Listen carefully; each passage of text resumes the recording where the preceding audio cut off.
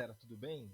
Eu tô aqui da minha casa aqui, vocês vão perceber, ah, e tô com saudade de vocês, tá? Preparei esse vídeo aí para fazer um resumo da aula, para que a gente não seja tão prejudicado aí por essa parada, ok? Vocês viram um vulto passando ali no fundo, a minha esposa que está preparando leite para o Tomás, tá? O Tomás está no quarto trancado para que vocês não consigam escutá-lo, tá? Mas assim que eu terminar a aula eu vou desamarrar ele, então tudo bem, tá? Aí ela passando de volta com a corda, que ela vai amarrar o pé dele agora. Galera, é o seguinte, eu começo aqui o vídeo indicando para vocês esse canal aqui do YouTube, né? Você sabia? E eles têm um episódio que chama Viajando pelo Sistema Solar, que é bem interessante, bem legal. Fica aí a indicação para que vocês assistam. É 15 minutinhos, é bom, bem resumidinho, tá? Bem legal, traz umas curiosidades bem interessantes. Certinho? Vamos aqui para a aula então. Vamos lá fazer meu merchan aqui. Pá, abriu. Então é o seguinte, nós estamos estudando aí o sistema solar, correto? Então, algumas informações nós precisamos ter muito bem elaboradas na nossa mente, tá? Então, o sistema solar, né, leva esse nome por causa da nossa estrela, que é o Sol. O Sol, comparado, né, com outras estrelas que tem no universo, não é das maiores, tá? Só que, para a nossa realidade aqui, para o nosso sistema, o Sol é muito grande. Tá? O Sol ele representa mais de 98% de toda a massa que tem no sistema solar. Ou seja, se juntar todos os planetas, todos os cometas, tudo que tem no nosso sistema solar, dá menos de 2%, porque a grande massa aí ela é composta pelo Sol. Tá? Ah, tem essa representação aí na tela, eu vou mostrar uma outra representação do sistema solar. Só que outro conceito aqui a gente precisa deixar bem claro. Digamos que, para mim, tá, no momento, é humanamente impossível demonstrar para vocês as reais proporções do universo, tá? As reais proporções do sistema solar, porque são dimensões muito grandes e a gente não consegue representar. O que nós fazemos são esses desenhos, né, esses mapas conceituais, que é para a gente entender um pouquinho como que funciona o sistema solar, mas esse desenho ele está totalmente fora do padrão, fora das proporções, ele é somente ilustrativo mesmo, tá? Então, no primeiro momento aí, nós precisamos decorar aí o seguinte, tá? Os quatro primeiros planetas do sistema solar, primeiros a partir do Sol, então o primeiro seria Mercúrio, Vênus, Terra e Marte. Esses quatro planetas aqui são chamados de planetas rochosos, tá? Ah, as características deles. Mercúrio. Mercúrio é o mais próximo do Sol, é o menor dos planetas, é o mais próximo do Sol. E ele tem uma característica, os dias e as noites lá são muito, demora muito tempo, tá? A rotação do Mercúrio.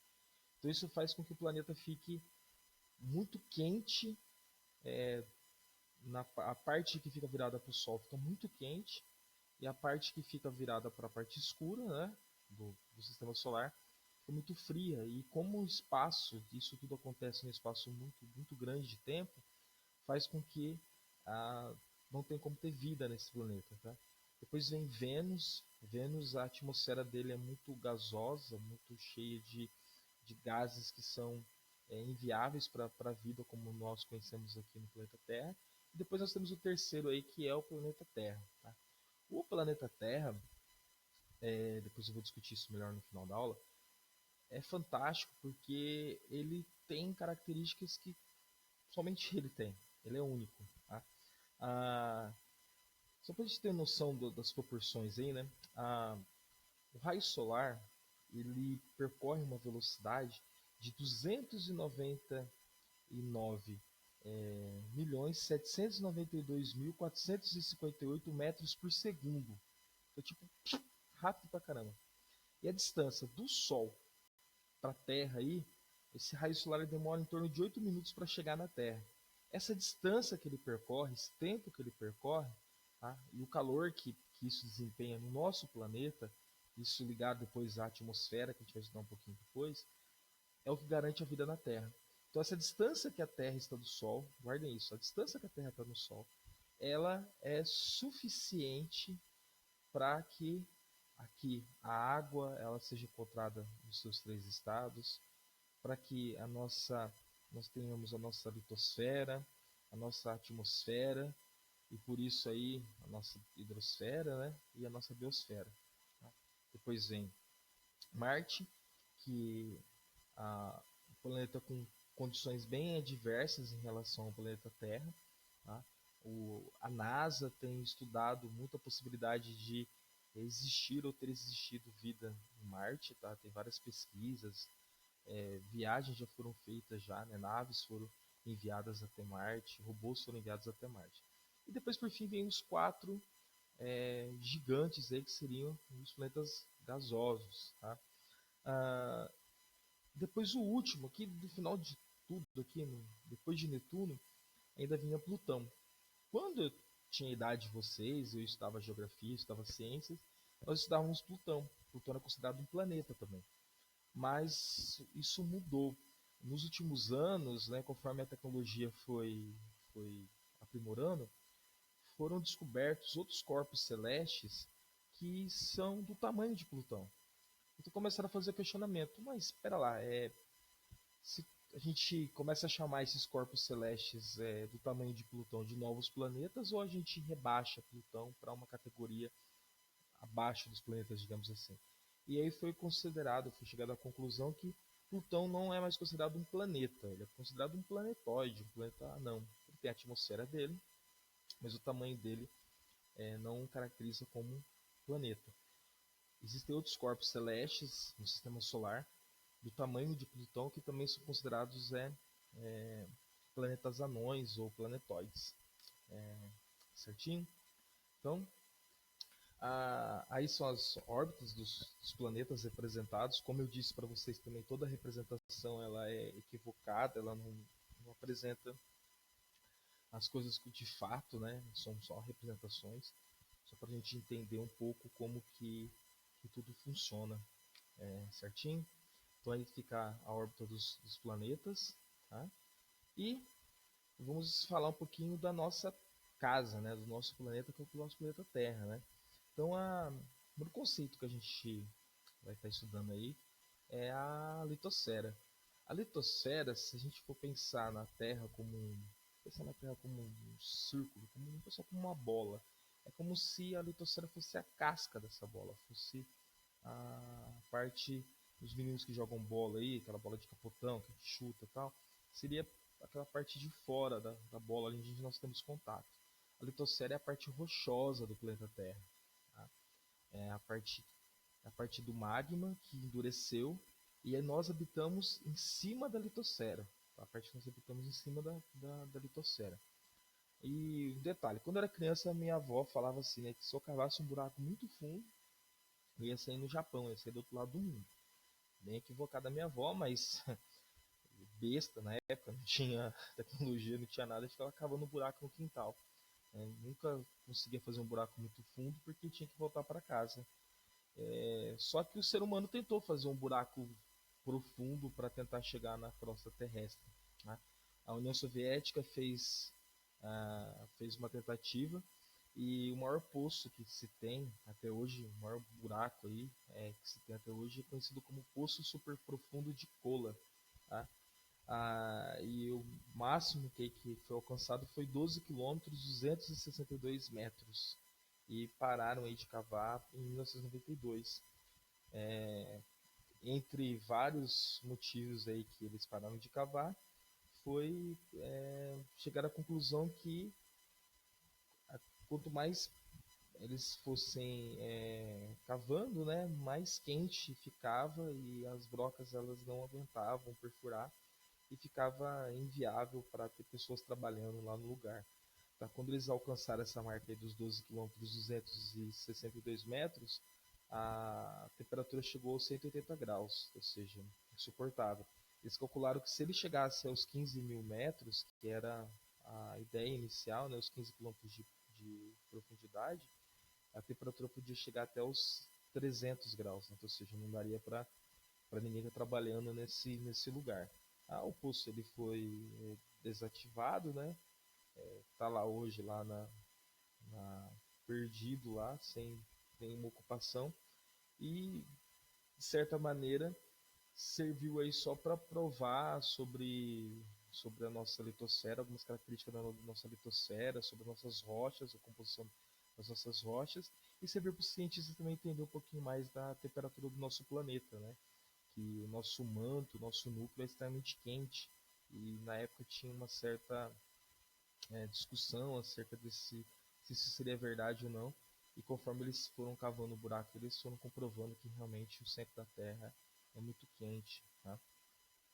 Então a Terra, como eu já comentei, a meu ver, ela é um planeta único, né? Mas não tem como falar de unidade, de uma coisa só no nosso universo. Né? O universo é muito grande, muito vasto, tem muita coisa no universo. E nós não temos ciência, nós não temos capacidade no momento para entender o nosso universo, não é? E, e a NASA, ela, nas suas buscas, ela tem descoberto planetas que são similares, parecidos com o planeta Terra. E em 2009 foi alcançado o Kepler, né? É um planeta que fica um sistema solar que é de considerado uma estrela anã vermelha e fica a 500 anos-luz da Terra, né? Na constelação de Cisne. E aí é o Kepler 186. Esse planeta, segundo os cientistas, né, tem estudado, aí, tem pesquisado, pode haver vida nesse planeta e pode haver, sei lá, um tipo de transferência de vida. A gente pode estar mandando vida para lá para sobreviver nesse lugar. Mas é tudo muito distante, muito vago. A gente não tem nem tecnologia para chegar nesse lugar ainda. Então, a discussão agora que eu quero propor para você é que nós temos que cuidar do nosso planeta. O importante é que nós cuidarmos do nosso planeta. Só para comentar aqui um pouquinho que eu acabei pulando e não falei. Ah, então nós vamos aprofundar um pouquinho nosso conhecimento sobre o nosso planeta aqui, a forma que o ser humano passou a dividir a, o planeta Terra para entender melhor o planeta Terra. Então nós temos a litosfera, que é a parte rochosa, nós temos a hidrosfera, né, que seria aí os lagos, os rios, os oceanos, tá? Lembrando que o nosso planeta, 70% da nossa 70% do nosso planeta, né, da parte que nós temos acesso ao planeta, digamos assim, é composto por água, tá? A partir da hidrosfera. Depois nós temos a atmosfera, que são os gases aí que nos protegem dos raios ultravioletas, e 21% desses gases é oxigênio. Oxigênio é tão importante para a vida aqui no planeta Terra. Depois nós temos o que é chamado de biosfera. A biosfera é a vida. A bio vem de vida. Que seria aí as plantas, a vegetação, a, que é onde importa para a gente, que é a parte da vida na Terra, a parte que nós temos que preservar. Tá? E agora entra aqui o assunto que eu tinha comentado com vocês, né? Como nós vivemos aqui no planeta Terra, nós temos que cuidar do nosso planeta. E aqui eu mostro para vocês um infográfico criado pelo Brasil Escola, pelo site Brasil Escola, que é bem interessante. Então, assim, o aquecimento global é o aumento das temperaturas médias do planeta ao longo dos últimos anos. Tá? A principal causa desse aumento da temperatura é a intensificação do efeito estufa, agravado pela emissão de gases de efeito estufa à atmosfera em razão das atividades antrópicas. Tá? Ou seja, a Terra, naturalmente, ela tem um processo de aquecer e esfriar. O ser humano, conforme nós emitimos gases, mandamos gases para a nossa atmosfera, nós aumentamos a intensidade, aumentamos aí esse aquecimento. Tá? Então, o período pós-evolução industrial foi considerado o mais quente da história, com aumento de 0,7 graus na temperatura do planeta. Né? Ah, Há discordância a respeito da existência ou não do aquecimento global. Há quem diga que não tem aquecimento global, assim como tem quem diz também que a Terra é plana. Então, tem, tudo, tem gosto para tudo, né? Mas a verdade é que as queimadas, a poluição, o desmatamento são as causas do aquecimento global. Tá? E o que isso tem causado? Tem causado degelo nas calotas polares, elevação no nível dos oceanos, aumento das temperaturas, menor disponibilidade de água no planeta, maior ocorrência de períodos de seca, e redução da oferta de recursos naturais e desequilíbrio ecológico. Tá? Os principais gases aí do efeito de estufa é o dióxido de carbono, o gás metano e o óxido nitroso. Tá? Nós estamos vendo aí, vocês podem até pesquisar, que devido à pandemia, né, as pessoas estão em quarentena no mundo todo, quase que metade da população tá em casa, né, então as atividades industriais foram reduzidas, os carros pararam, né, emitindo menos gases, menos poluentes, e algumas regiões do mundo marcadas pela poluição, está sendo mostrado que o planeta Terra está meio que se recuperando da ação humana. Tá? Eu vi uma imagem de Veneza, na Itália, e o lugar lá que as pessoas passeiam, né, nas gôndolas em Veneza, um lugar, uma água suja, contaminada por esgoto e tudo mais, devido à não atividade humana, né, a parada da atividade humana naquela região, começou a aparecer peixes, a água ficou limpa, até pato nadando, tá, nos lagos lá, nos canais de Veneza. Outras imagens estão sendo mostradas de cidades que, quando você olhava, você só via só fumaça de poluição. E agora, como os carros pararam, como as indústrias pararam, essa fumaça ela saiu e as pessoas estão conseguindo enxergar os outros prédios, estão conseguindo enxergar mais distante, porque antes a poluição não permitia. Tá? Infelizmente, o ser humano está tendo que passar por tudo isso para que a Terra tenha esse descanso. Tá? Mas a geração de vocês, eu acredito que é muito mais inteligente do que a minha geração, e acredito que vocês vão criar mecanismos aí, meios de, de viver aqui na Terra sem sacanear tanto o meio ambiente. Sobre o aquecimento global, tem um vídeo que viralizou, né? Tem um documentário do Al Gore que fala, chama uma verdade inconveniente, que vai falar do aquecimento global. E ele pediu para os produtores do Simpson fazer um desenho para ilustrar um pouquinho como que é o aquecimento global. Eu fiz um recorte do documentário, tirei a parte aqui do Simpsons só para mostrar para vocês. É uma zoeira tal, mas depois eu vou explicar para vocês que faz sentido, é bem interessante. Eu vou reproduzir para vocês aí na tela.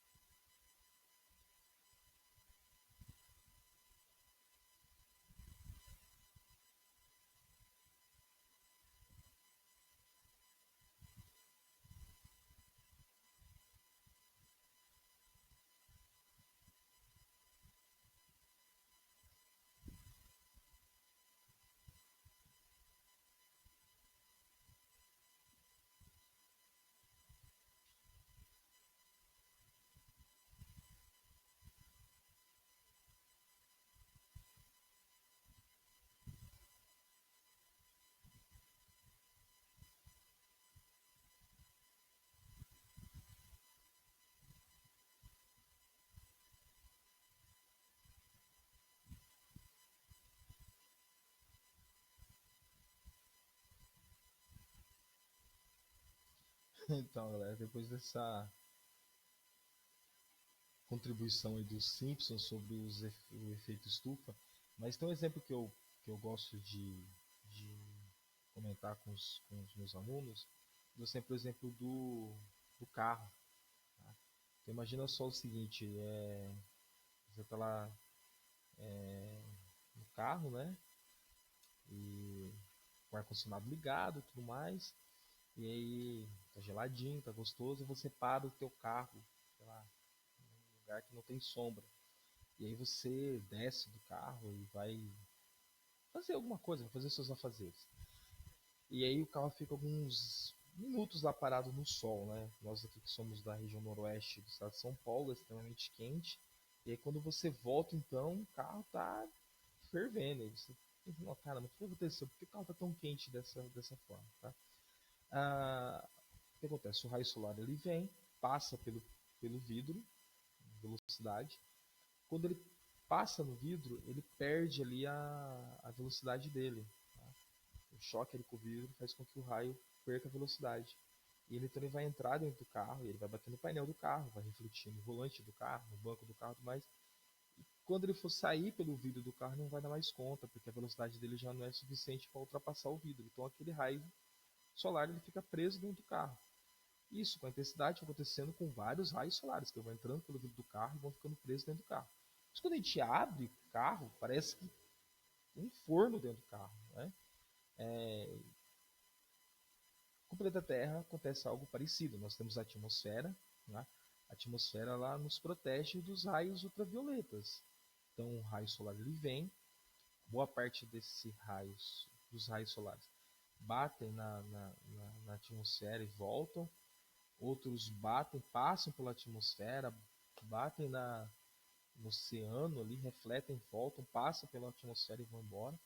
Só que conforme o ser humano vai criando poluição, vai emitindo poluição, vai mandando gases poluentes para a atmosfera, vamos ver se eu consigo colocar minha mão aqui na frente da imagem. Então, é como se aqui fosse a atmosfera.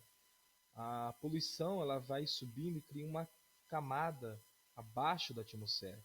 Esse raio solar agora ele vai vir, ele vai passar pela atmosfera. Quando ele for voltar, ele encontra aqui a poluição. Então ele não consegue passar mais aqui pela poluição. Entendeu? Ele fica preso aqui. Tá? Sem falar que a poluição também, em algumas regiões, ela fez buracos na camada de ozônio, nessa camada que protege. Então o sol passa, a luz solar passa direto. Todos esses efeitos aí fazem com que o planeta Terra ele aqueça muito. Tá? Então, nós vamos trabalhar depois na aula, eu vou estar mostrando para vocês algumas situações aí que o ser humano fez. Tipo, já comentei com vocês em aula, vou mostrar as imagens depois na aula ao vivo. É, Tem a questão do Mar de Aral, a União Soviética, interesses econômicos mudou o fluxo de um mar, e hoje o mar virou um deserto, tem um navio abandonado no meio do deserto, porque onde tinha água agora não tem mais nada. Tem os desmatamentos, tem a poluição, tem os animais que vão ficando extintos, tem plástico no fundo do mar. Então, a gente vai estar discutindo isso, como que isso agrava a vida aqui na planeta Terra e como que isso pode ser perigoso para a gente, perigoso para a vida, como isso pode acabar fazendo com que não exista mais vida na Terra, certinho? Espero que vocês tenham gostado, tá? E logo mais a gente se encontra, tá? Até mais, um beijão, se cuida, fique em casa, tá bom? Se proteja. Vamos passar por esse momento aí que eu quero ver vocês na escola, tá? Até mais, um beijão.